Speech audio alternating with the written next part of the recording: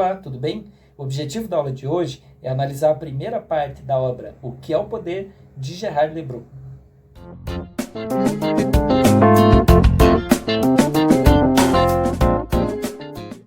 Na primeira parte da obra, chamada Apresentação do Monstro, o que o autor procura fazer é tentar recortar e delimitar o que diz respeito àquilo que é o poder, tentando localizar nas situações políticas de um Estado moderno o modo efetivo de como esse poder se aplica e se exerce na prática sobre a vida das pessoas. Por isso ele começa retomando uma discussão que é aristotélica da distinção entre ato e potência. Por que o autor resgata essa distinção entre ato e potência presente na filosofia de Aristóteles? Porque para ele, o entendimento do poder passa exatamente por essa situação, que seria a potência, por exemplo, na prática, nas mãos do Estado, um arsenal nuclear capaz de exterminar a vida, por exemplo, o FMI, que é uma questão, um Fundo Monetário Internacional que tem a ver com toda uma influência política e de exercício direto de transformação e de, enfim, encaminhamento social para uma série de medidas, Então, estas são potências porque elas estão potencialmente capazes de, numa situação capaz de transformar a vida das pessoas ou de direcionar a vida das pessoas, ao passo que o ato seria o exercício disso tudo, a implementação disso. E esse ato, ele não é virtual, ele está nas mãos de alguém. O poder de converter a potência em ato está nas mãos do Estado. Por isso a análise do poder tem a ver com essa análise dessa força do Estado em implementar efetivamente as potências que interferem diretamente em nossas vidas. Por conta dessa primeira discussão, em relação então ao ato, a gente tem aqui já uma primeira discussão que diz respeito à política, presente no interior desse Estado e que é absolutamente, dentro dessa perspectiva do ato, um exercício também de força. Por que força? Porque está na base da política a possibilidade de uma série de potências coercitivas e que exercem poder sobre nós. Então, a força que acaba se aliando à perspectiva do poder, porque ela é a capacidade que o Estado passa a ter, essa força, de oprimir as pessoas e de executar suas leis, por exemplo, não por uma espécie só de um contrato entre iguais, mas também e principalmente por uma relação hierárquica, porque ela pode, e exatamente no âmbito das potências que o Estado tem, estão uma série de sanções, uma série de coerções sobre as pessoas que as obrigam, então, a obedecer-lhe.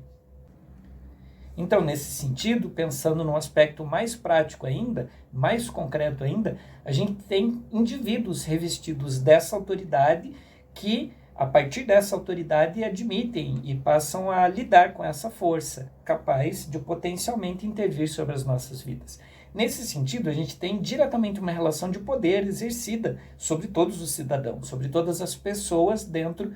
de um campo político, de um campo social. Aí, o Gerard Lebrun vai estabelecer uma discussão paralela, uma vez recortado o que ele quer localizar aqui dentro dessa ideia de poder, mostrando, por exemplo,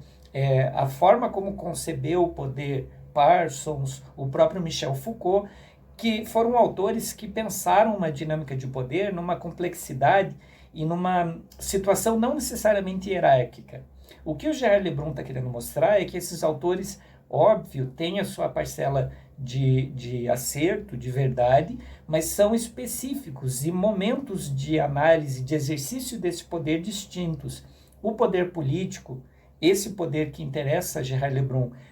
no sentido de um Estado sobre as pessoas, e não uma relação de micropoder ou de um poder diluído entre as pessoas, mas uma relação direta, um poder existente, por exemplo, entre pessoas que se veem obrigadas a obedecer ao Estado, enfim, nessa relação direta. Ele vai dizer que o autor que conseguiu melhor traduzir isso tudo foi Thomas Hobbes. Então, Gerard Lebrun basicamente vai retomar e atualizar a filosofia de Thomas Hobbes a partir da obra O Leviatã, mostrando o quanto esse autor, lá do século XVII, conseguiu entender o movimento que a política moderna estava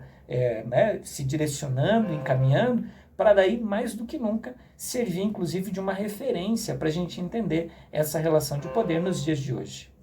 No segundo momento da obra, o Leviatã contra a cidade grega, o que o Gerard Lebrun quer mostrar é uma espécie de comparação entre o poder moderno, que é exclusivo de uma política moderna e de uma relação política moderna,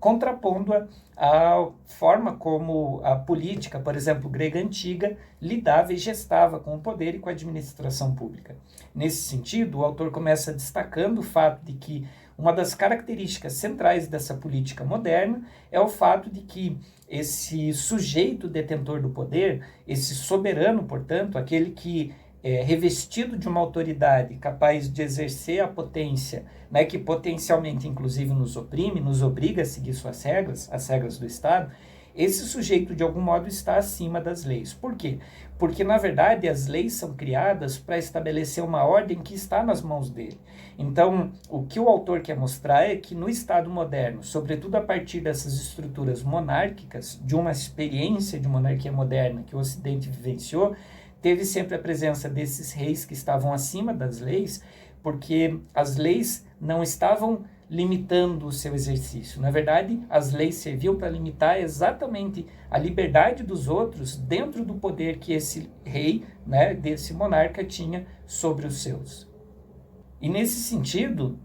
saindo desse âmbito exclusivo monárquico e pensando nos dias de hoje, a gente tem um soberano que governa junto ao Estado, que inclusive atribui uma força maior a esse Estado, que é a situação econômica, que é a própria economia. Inclusive o autor se questiona se essa economia seria uma espécie de um outro poder, um outro tipo de Leviatã, ou se ele funciona concomitantemente ao próprio Estado, retroalimentando a sua força. Indiferente de qual desses lados, por hora, o autor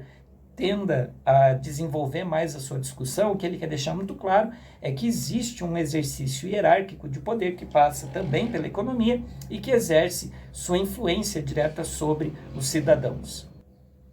E essa relação de submissão dos cidadãos com relação ao Estado é absolutamente diferente do modo como se concebia a cidadania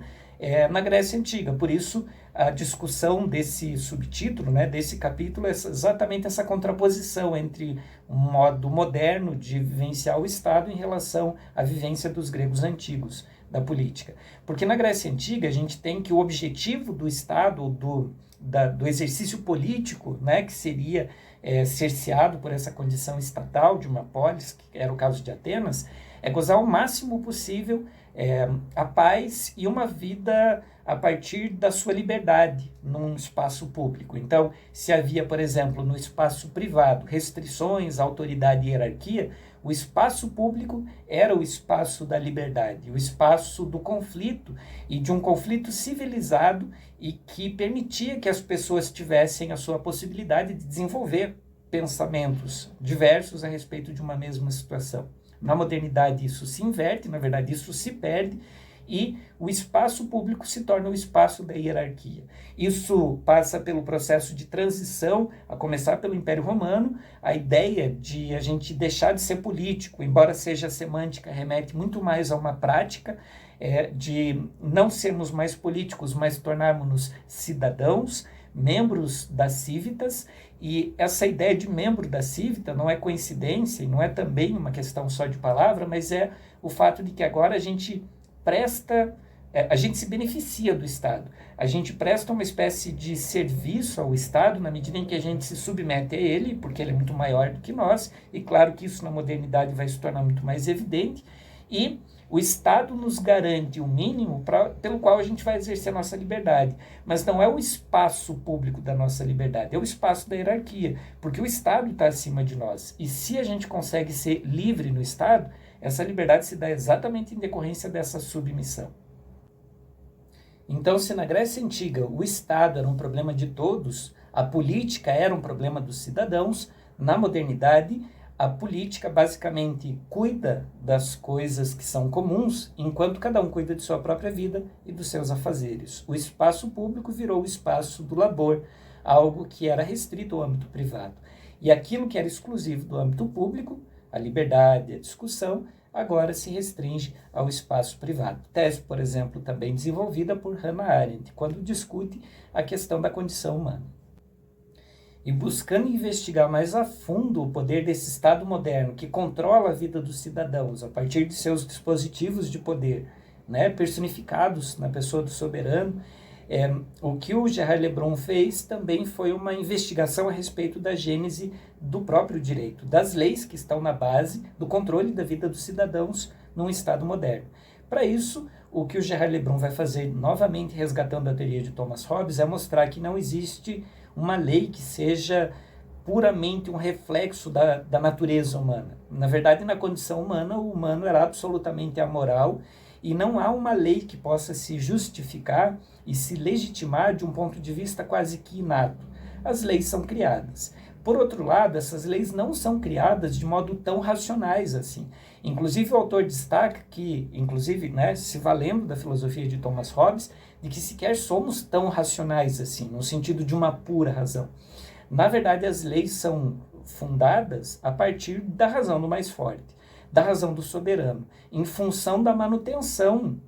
do poder desse soberano e dos interesses que alimentam esse soberano. Então, quando a gente tem leis na modernidade, a gente não tem leis neutras, racionalmente instituídas para melhor organizar a nossa vida. Na verdade, a gente tem leis que foram racionalmente sim instituídas, mas a partir da razão dos mais fortes, por exemplo, da manutenção do próprio Estado e, na modernidade, sobretudo, da manutenção da economia. Então, quando a gente fala de leis, a gente está falando de um código de regras que pré-estabelecem a manutenção e retroalimentam, inclusive, toda essa economia do qual também fazemos parte.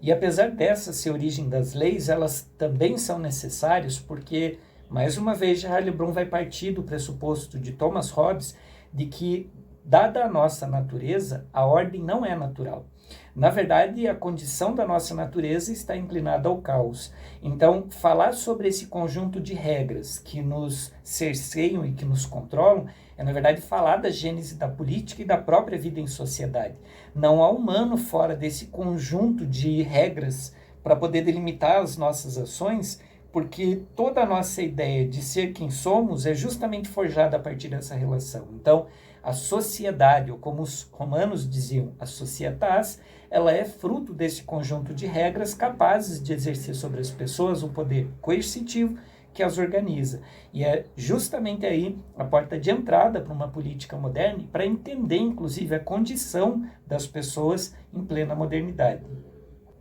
E se a sociedade está baseada nessa estrutura de precisar de regras, né, e de leis que estabeleçam limites para que a sociabilidade seja possível, então o poder político não está somente restrito à força. Na verdade, ele está exatamente na potência de poder, pelos seus métodos de força, regular as pessoas para que elas se mantenham nessa estrutura. Bom, o que o autor discutiu e procura explicitar, pelo menos nessa primeira parte da obra? Essa relação de força e, sobretudo, de potência, para entender, sobretudo, quais são os desdobramentos dessa relação em relação também à filosofia do Leviatã de Thomas Hobbes.